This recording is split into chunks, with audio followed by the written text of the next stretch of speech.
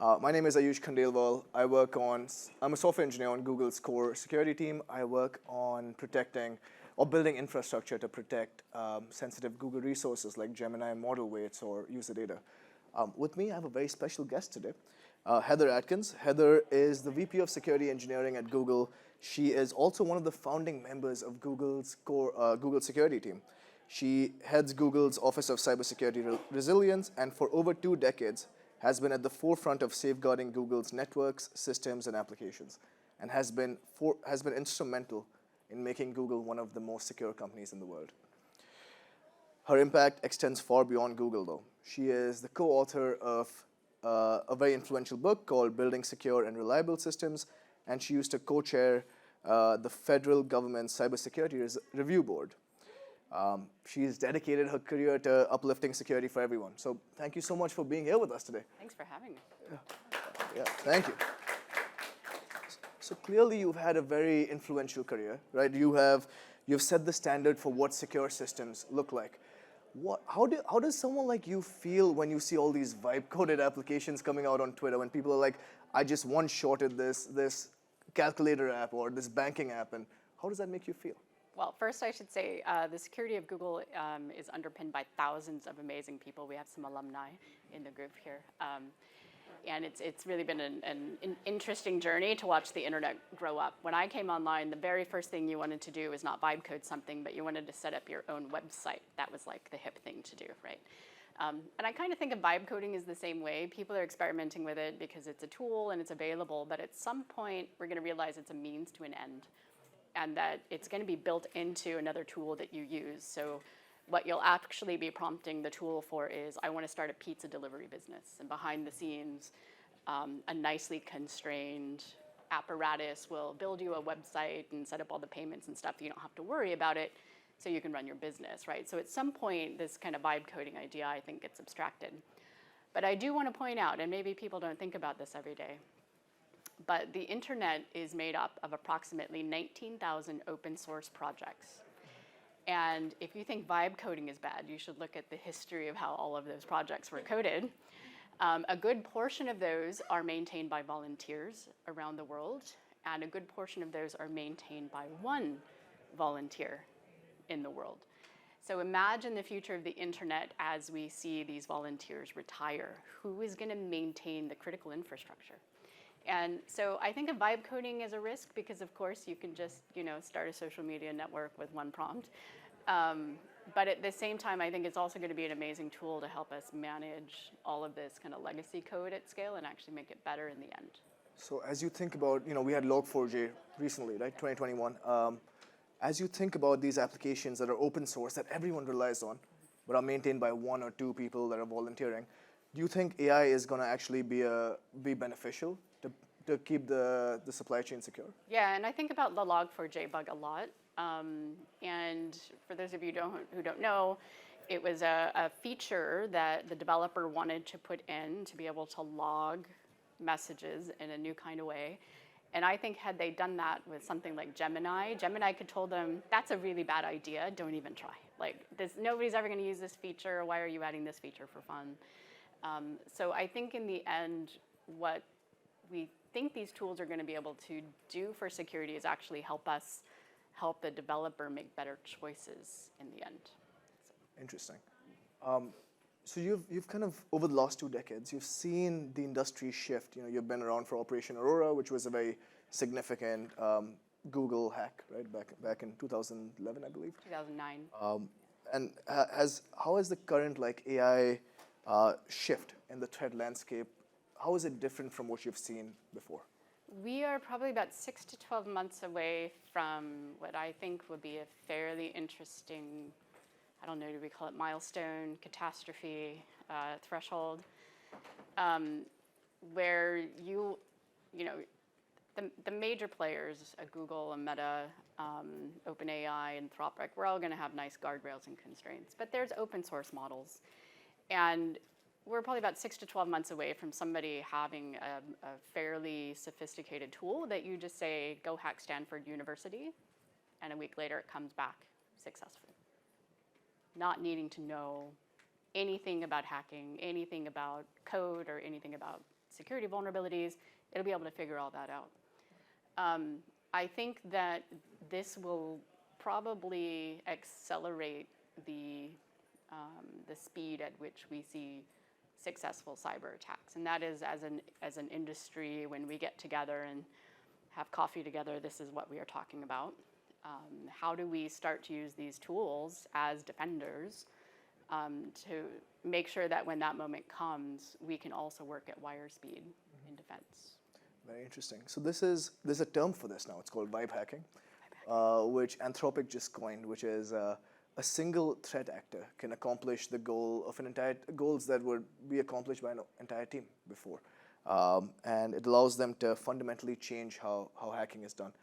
How should Google's security posture update to defend against this? Yeah, and I've been talking about this for quite some time as we talk with our operations teams. The way most defense has worked for the last 30 to 40 years is we collect a lot of telemetry data and we process it with the tools that we've got, and we put people on the front lines to look at alerts that pop up in a dashboard. Those days are done. We're now looking at wanting to put a tool like Gemini in the front seat to do that in real time and then help us make real-time decisions as humans. And so we're also starting to see the venture capital that's going into cybersecurity, the kind of skills training that goes into cybersecurity. Everything is changing right now. The whole field is undergoing a kind of quiet revolution. Interesting. So I work on a security team, you work on a security team, and what I know about security folks is they don't like things that are non-deterministic. How do we get a security team to adapt something like Gemini or any LLM when we know there's slight potential for hallucinations, or how should we do grounding in situations like this? Well, security people, we're pretty used to non-deterministic situations because your hacker is usually fairly non-deterministic. Predicting what they're going to do is very difficult. And so we're kind of used to having to put ourselves in those shoes. It is true, though, that the tools we use, we want to be as deterministic as possible. And so when it comes down to starting to use a large language model in a very specific application, one of the things we think about are constraints. We want to be able to constrain what it does. And then secondly, transparency. It should tell us its whole chain of reasoning and all the thoughts it had and conclusions it drew so that we can kind of test it. And then the third thing that we've been thinking about is how do you get a second model to audit what the first one did? So you get a quality check, and it can be trained in a different way or prompted in a different way to get a different point of view. But in the end, the nice thing about security is you know whether or not you've won, right? You know whether or not the hacker got in or not, and ultimately we will continue to look at that as the outcome. Very interesting. It's almost like we have to have LLMs as a judge, kind of augment how human security engineers work, and provide this like second layer of reasoning, second layer of thought before we let it. Do you think we should let it take actions on our behalf? I think there's action can mean many things. I think when we talk about cyber and cyber war and all of this, people think, oh, a hacker's gotten in, let me turn the computer off. You can do a lot more things than just that. You can prompt the user for an extra authentication. You can ask the user's manager to double check on them. You can do a lot of things that is more than just turn something off or change the system. And I do think we will let large language model decisioning take actions, but in very measured ways, small ways at first, and then building confidence over time. So almost like some way of containing the blast radius, if it was to make it. And also, if you can create enough capacity to do so, you can prompt Gemini 5 times, and it's going to be deterministic. It'll give you 5 different answers, but you can take an average of the answers. So this is another approach that we've been kind of thinking through, is can you run simulations? Can you kind of imagine different ways of decision making that maybe we've never had the ability to use before? Interesting. And if we apply this same way of thinking to building applications that can keep building tooling that can keep our applications secure, what do you feel is going to be the future of these agentic security applications? What does that look like? So one of the things that we've been exploring at Google with our partners at Google DeepMind is how do we discover software vulnerabilities in, say, these 19,000 open source packages? They're just sitting there waiting for someone else to find. And it's a project called Big Sleep. And the joke here is that the researchers would like to take a nap. So they called their project Big Sleep. You could imagine that kind of tool sitting right beside the developer as they're coding. And as they're coding and they're creating mistakes, it says, hey, look, you've just made a mistake. Let me help you correct that. Or before their code goes into production, we can check that code. That's always been a panacea. We've been trying to solve that problem for a really long time. And now we have a tool, the large language models, who can actually help us do that. And if you can imagine we do that for a decade, the software quality, even if you're vibe coding, the software quality overall will go up over time and reduce the vulnerability in the general ecosystem, which is, I think, a pretty promising idea. Very interesting. So it's almost if it's improving our defensive capabilities as it gets better at keeping C++ hardening or any sort of like hardening for applications that are deployed. Although we should stop coding in C++. It's 2025. Let's all move to Rust. Rust, yeah. I like Rust. How do you think about these? We have all these protocols coming out. MCP. We have Google's 808. Different ways of getting context, taking action.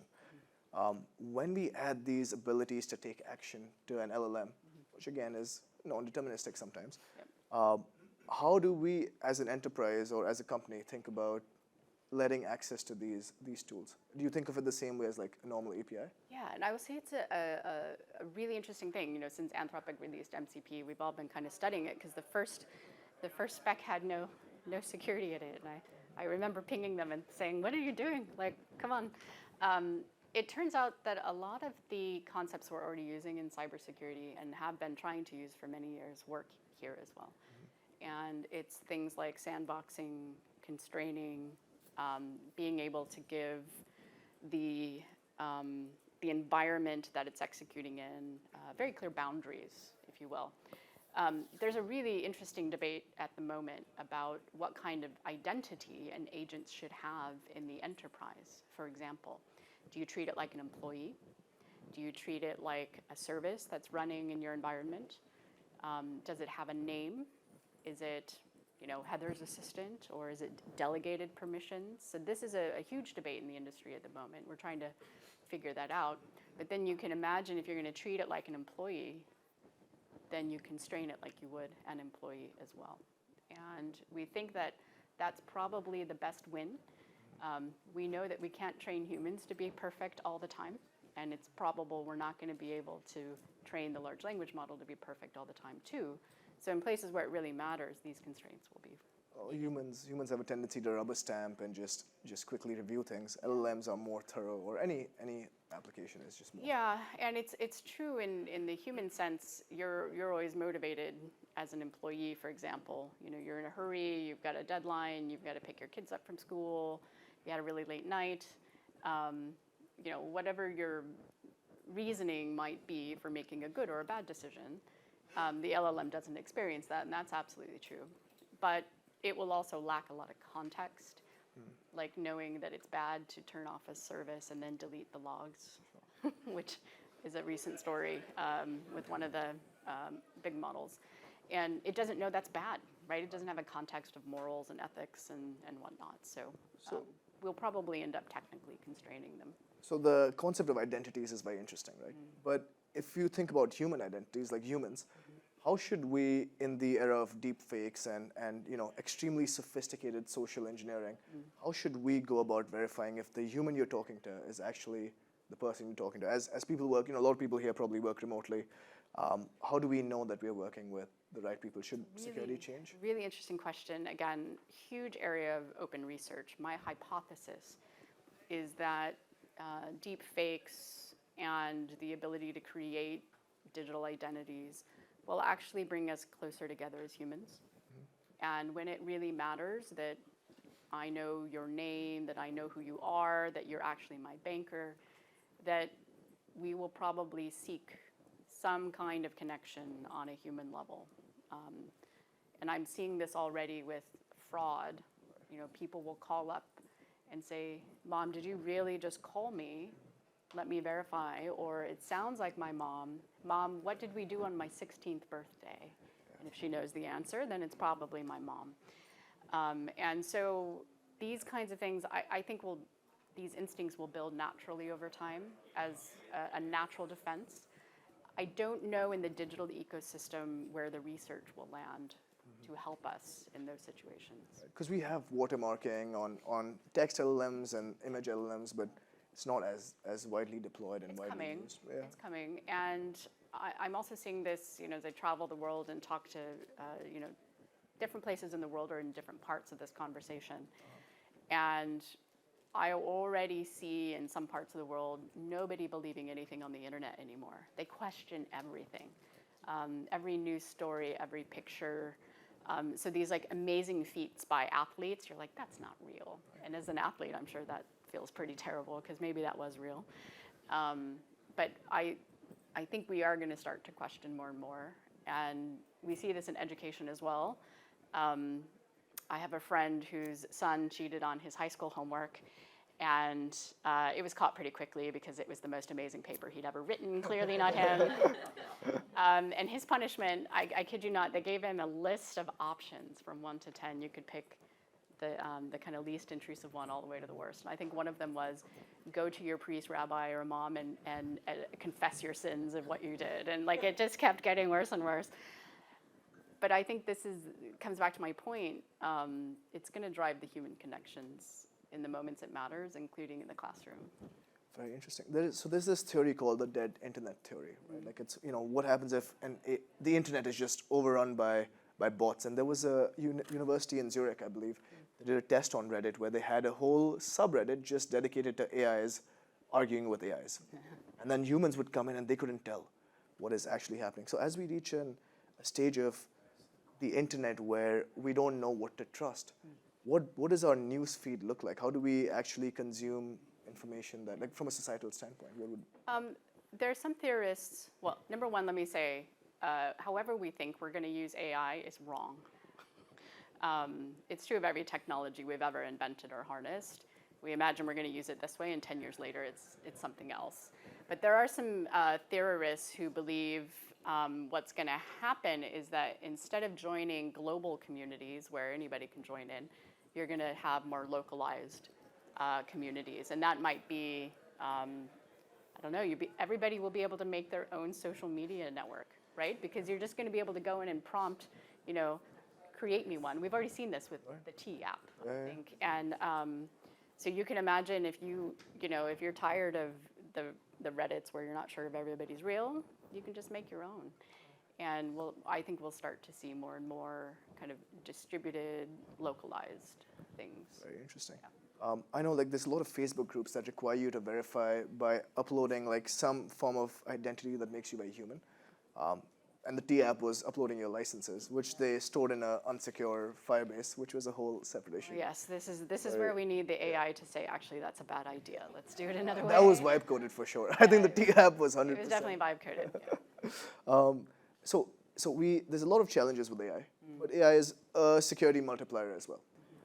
What do you think are the most significant new opportunities for Google security to kind of leverage in this space? Yeah, I mentioned vulnerability reduction and quality in the code base. I think that's important. And as we see the open source maintainers start to retire, somebody's got to maintain all this code. And I can imagine somebody will start a company that says, I've built some LLMs that are going to maintain open source projects, right? And that'll be amazing.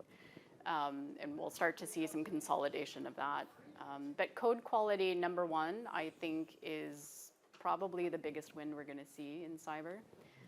Most of our vulnerability on the internet is from poorly coded, poorly implemented applications and protocols. I think also this ability to move at wire speed, and not to use too many military analogies here, but if you think of cyber as a battlefield, one of the biggest things we can do in defense is to change it in real time. It's actually really difficult for a threat actor to work when their system is non-deterministic, right? And so if we can kind of change things up in real time, I think it'll probably give us a leg up in the long term. Very interesting. So as we build more of these AI tooling and infrastructure, how do you feel the interplay of human security engineers should be with tools like this? Should they not be vulnerability hunting anymore and just focus on using the tool in the best way? Or how should this kind of join be part of their work life? Well, we've been thinking about this since at least 2016, 2017, what the role of a security person would be. And if you look in the literature back in the 80s, they called them security officers because you would print out the audit logs every day and you'd read through them and go visit someone's desk and ask, was this you? You know, it was very tedious. Over time, we got automation, we got tools that sort of help us do this. And we now have the security engineer, engineering security, right? What we started to see in the field in the kind of 2017-18 era was this drive towards automation, where instead of tracking hackers directly, you were writing code to do that. So you were engineering code to do that, and automation that allowed that to happen faster and more effectively. What we think we're moving towards now is where the security engineer's job will be to train the machine.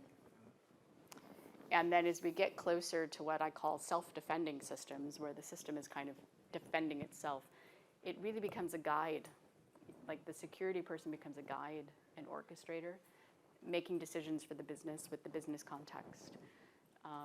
And so it changes from kind of what we have considered to be a very tedious and toilsome job into one where you're really assisting the machine to make the right decisions. And that's if you're in a kind of an operational role. Of course, if you're working on software, then you're going to have these amazing assistants to help you write more secure code, analyze your protocols, and even do automated red teaming. So deploying the LLM to hack you for good. So as we have more of these self-defending systems come out, do you think we have a future in the near term where AI agents will be attacking AI agents, and whose AI agent is better is going to win? I actually already see this in the venture capital conversations at the moment, where you take kind of digital twins, simulation environments, and put them against one another, like create your environment in a virtual world and then let them hack each other to see how it works out. I think we'll see quite a bit of that. Yeah. Wow. But winning will always come down to who got the outcome they were hoping for. And we will stop seeing incidents as a point-in-time thing. And so I'm trying to convince security engineers at Google to think this way. We think of a security incident as I hacked into your bank account and I stole your money. That's like a time-boxed thing. You can draw a circle around it. We have these incidents, the Home Depot hack, the Google hack, right? These things that seemed point in time. But if the threat actors and the defense are both playing an ongoing game, we have to think differently about what does it mean to have a security incident. Because maybe it's okay that you got code execution on a laptop, but we cleaned it up in 5 seconds. Is that an incident? We don't know. But it's going to keep going on and on, potentially never ending. So we have to think differently about the time continuum as well. So it's almost like the mean time to respond. Like that is a metric you want to measure more. So mean time to detect, mean time to contain. Okay, contain. Mean time to observe, mean time to respond, mean time to patch.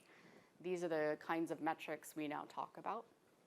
It's not about how many vulnerabilities you have. It's not about how much code you write. It's about your performance, right? And you want the numbers to be as small as possible.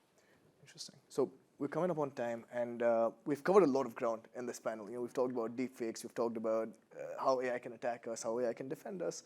There's a lot of engineers, there's a lot of product builders, researchers in this room.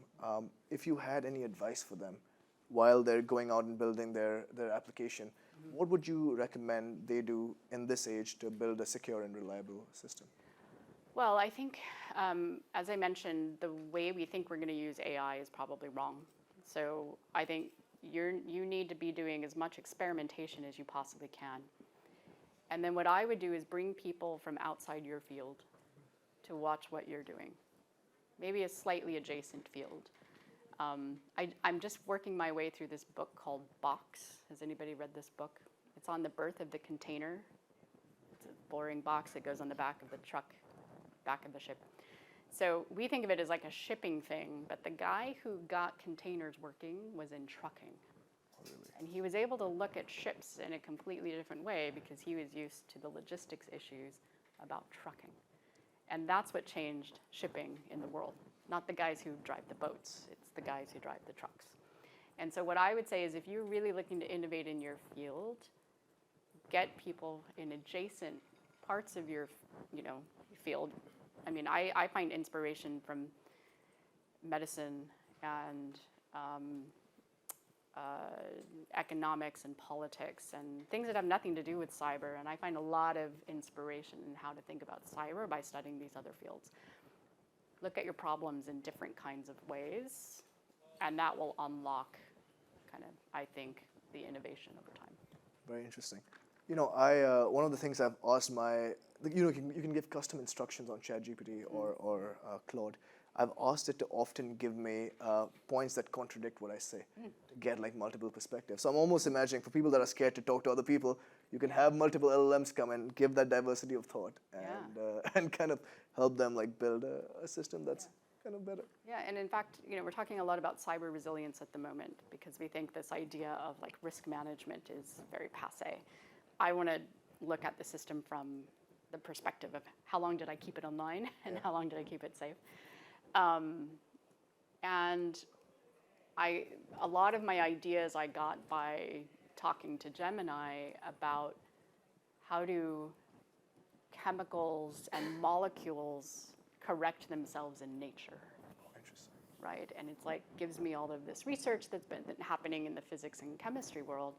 It actually is very adaptable to the way we build computing systems as well. And so I think it's great. Yeah, have a chat with your favorite chatbot and get it to challenge you on your ideas. Thank you so much for taking all the time to be here. Thank you all for listening and being here with us. Thank you. Thank you.